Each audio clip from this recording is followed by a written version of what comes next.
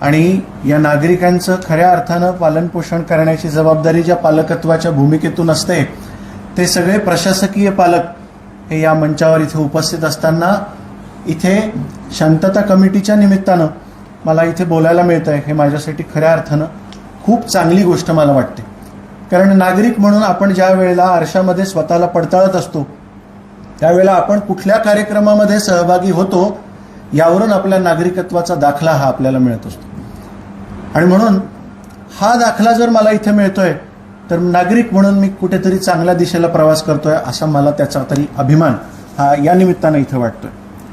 हा देश जर आपण बघितला तर हा देश उत्सवप्रिय असा देश आणि या देशातला सगळ्यात मोठा जर उत्सव कुठला असेल तर तो मला वाटतं निवडणुकांचा असतो. आणि ज्या ज्या वेळेला निवडणुका येतात त्या त्या वेळेला देशामध्ये अचानक वारं बदलायला सुरुवात होते. आणि वारं बदलतं कसं तर शांतता असलेल्या सहजीवनानं वागलेल्या मैत्रीपूर्ण आणि सलोख्याच्या वातावरणाला अचानक डाग लागायला सुरुवात होते. आणि मग नकळतपणे काहीतरी घटना या कुठेतरी घडायला आपोआप दिसायला लागतात.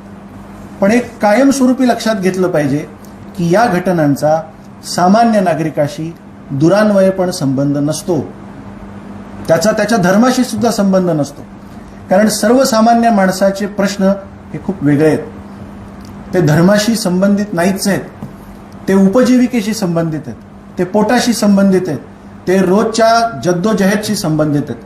ते प्रश्न बाजूला राहतात आणि कुणीतरी कुठल्या तरी अगदी प्रत्येकच धर्मातल्या ठेकेदारांनी सर्वसामान्यांना वेठीस धरायचं आणि अशा प्रकारची धार्मिक तेढ निर्माण करायची आणि त्या भावनांना बळी पडून आपण त्याच्यात वाहवत जायचं हे कुठेतरी आता या देशामध्ये थांबलं पाहिजे.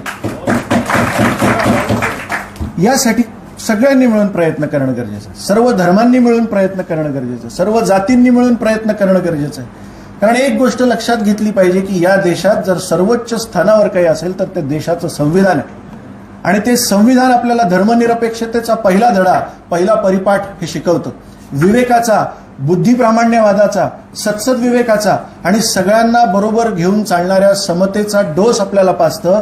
अशा संविधानाचं रक्षण करण्याचं आणि पायीक होण्याची पात्रता हे आपण नागरिक म्हणून आपल्या सगळ्यांच्या अंगी येणं खूप नितांततम गरजेचं आहे. आणि ते जर आपल्याला करता आलं नाही तर आपल्याला वर जाऊन जे उत्तर द्यायचं आहे त्या उत्तराला मला नाही वाटत की आपण नजरेला नजर भिडवून उत्तर देऊ शकतो.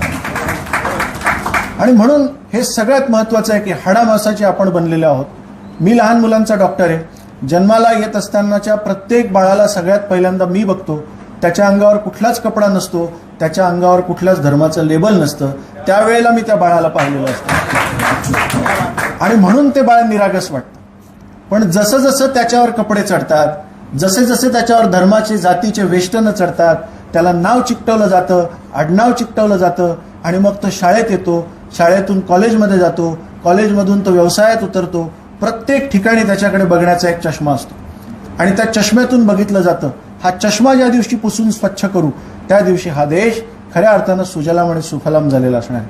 मला एक गोष्ट सरतेशेवटी सांगावीशी वाटते जी आपण आपल्या तरुण मित्रांना, आपल्या सर्व मुलांना, जे कार्यकर्ते आहेत सो कॉल्ड प्रत्येक राजकीय पुढाऱ्यांचे, त्या सगळ्यांना एक निरोप द्या की या राजकारण्यांच्या मागे लागू नका.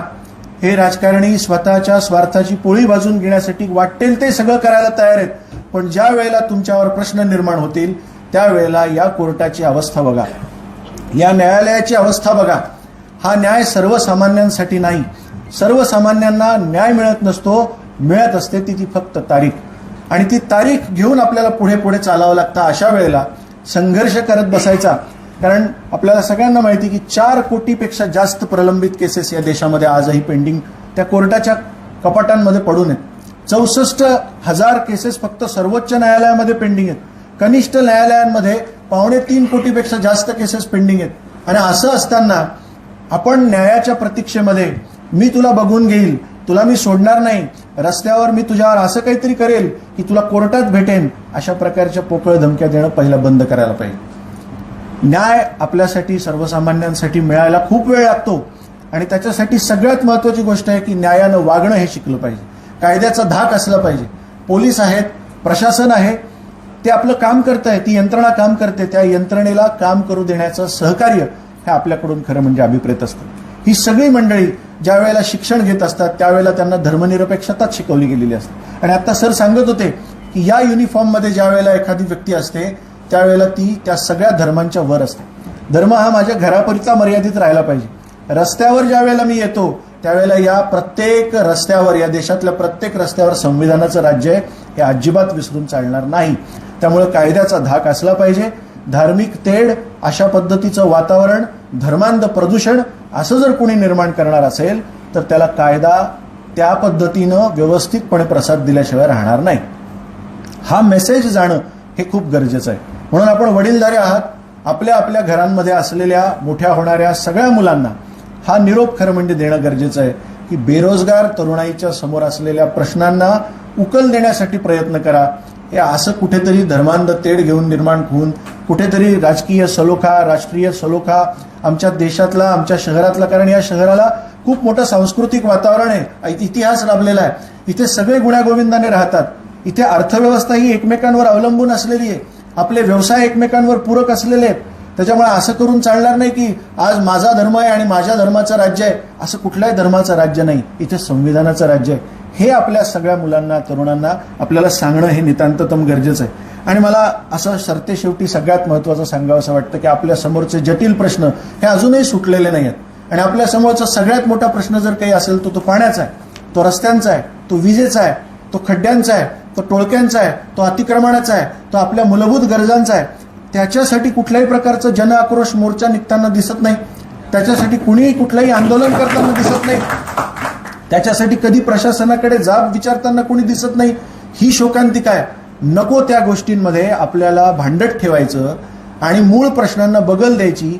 हे राजकारण्यांनी आजपर्यंत केलेलं कटकारस्थान आहे. या कारस्थानाला आज इथून पुढे आपल्याला बळी पडायचं नाहीये. आपल्याला एक चांगला नागरिक घडवायचा आहे. एक चांगला उद्देश आपल्या समोर असला पाहिजे. हा देश चांगला व्हावा, हा देश सलोख्यानं चालावा. एक गोष्ट लक्षात घ्या, संपूर्ण जगामध्ये हा एकच असा देश आहे की जो विविधतेने नटलेला आहे, सगळ्या धर्मांनी, सगळ्या जातींनी नटलेला आहे आणि तरी सुद्धा इतका समृद्ध आहे. तो कशामुळे समृद्ध आहे? तो आपल्या या विचारसरणीमुळे समृद्ध आहे. तो आपल्या या धर्मनिरपेक्षतेमुळे समृद्ध आहे. आपण सगळे एकमेकांच्या सणामध्ये, उत्सवांमध्ये सहभागी होतो, आनंद व्यक्त करतो, एकमेकांच्या सुखदुःखामध्ये मदतीला धावून जातो. हे कोविडमध्ये बऱ्याच चेहऱ्यांना मी बघतो की मी पाहिलेलं आहे. त्यावेळेला मी रस्त्यावर होतो, बरेचसे लोक रस्त्यावर होते आणि खांद्याला खांदा लावून काम करत होते. त्यावेळेला धर्म हा घरात बसलेला होता, माणुसकी रस्त्यावर काम करत होती. आणि त्यामुळे या माणुसकीला सलाम करत या सगळ्या नागरिकत्वाच्या सगळ्या शपथा धर्मनिरपेक्षतेच्या वाटेनं जातील अशा स्वरूपाचं सगळं काही पुढे व्हावं ही शुभेच्छा देतो आणि थांबतो. धन्यवाद.